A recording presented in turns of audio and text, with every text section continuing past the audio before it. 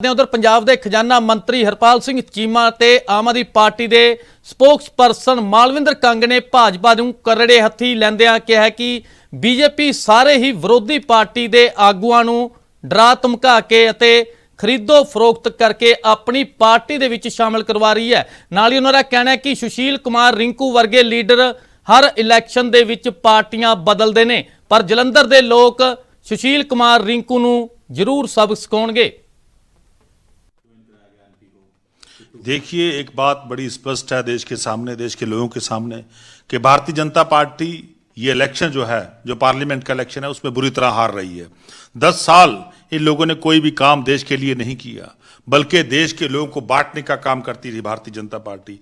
और आज ये समय है कि देश के लोग इनको सब कुछ खाने के लिए तैयार हैं। इसीलिए जितनी भी अपोजिशन पार्टियां हैं उनमें डिफेक्शन करवा रहे हैं, उनको तोड़ फोड़ कर रहे हैं, उनके एमपीज को खरीद के हैं, उनके एमएलए को परचेज करने का काम कर रहे हैं। कहीं ईडी जा रही है, कहीं सीबीआई जा रही है।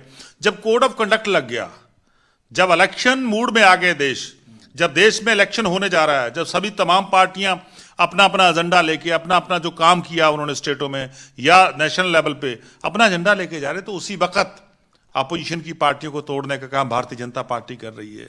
और मैं समझता हूं क्योंकि इनके सामने हार दिखाई दे रही है। इनके इंटरनल सर्वे में, जो भारतीय जनता पार्टी के इंटरनल सर्वे है, उसमें भारतीय जनता पार्टी हार रही है। इसलिए अपोजिशन पार्टी के लोगों को तोड़ रही है, इसीलिए ईडी का दुरुपयोग हो रहा है, इसीलिए सीबीआई का दुरुपयोग हो रहा है। तो मैं समझता हूं भारतीय जनता पार्टी हारेगी और आम लोग जो हैं वो जीतेंगे, क्योंकि जिस संविधान को तोड़ने की कोशिश कर रही हैं वो संविधान हमारे बुजुर्गों ने बनाया था। बाबा साहब भीमराव अम्बेडकर जी ने ये संविधान बनाया, उसको तोड़ने का यत्न भारतीय जनता पार्टी कर रही है।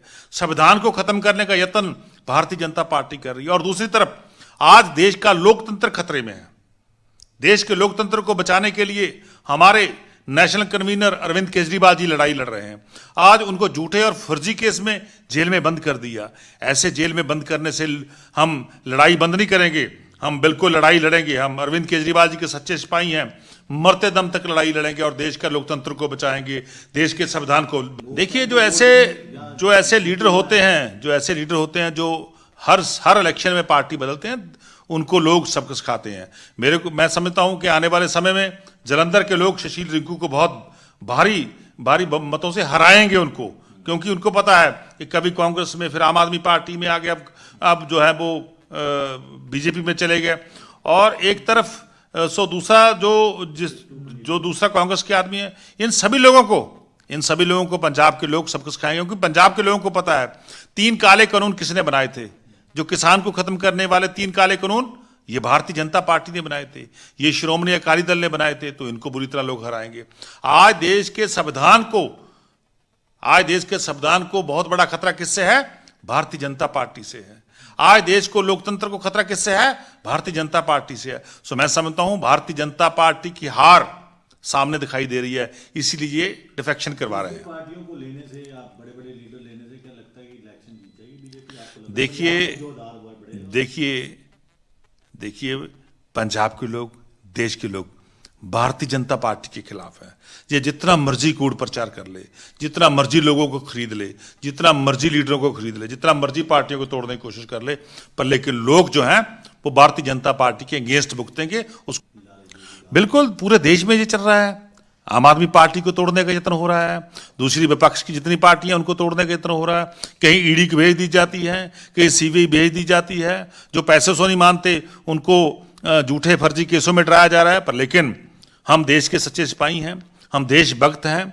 देश को बचाने के लिए, देश के लोकतंत्र को बचाने के लिए, देश के संविधान को बचाने के लिए हम अरविंद केजरीवाल जी की अगुवाई में पूरे डट के लड़ाई लड़ेंगे। ईडी का बात की, आज भी ईडी के रेड चल रहे हैं, आपके ऑफिसरों को बैठा के रखा हुआ है, इन्वेस्टिगेशन कर रहे हैं। देखिए, पूरे देश में दबा की राजनीति चल रही है कि दबा के लोगों की आवाज को दबा दो।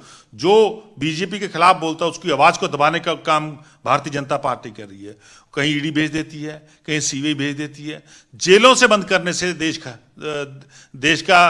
को खत्म नहीं कर सकती भारतीय जनता पार्टी। नेताओं को जेल में बंद करके संविधान को खत्म नहीं कर सकती भारतीय जनता पार्टी। देश के लोग एकजुट हैं और मैं समझता हूं भारतीय जनता पार्टी को पूरा जोर का झटका दें।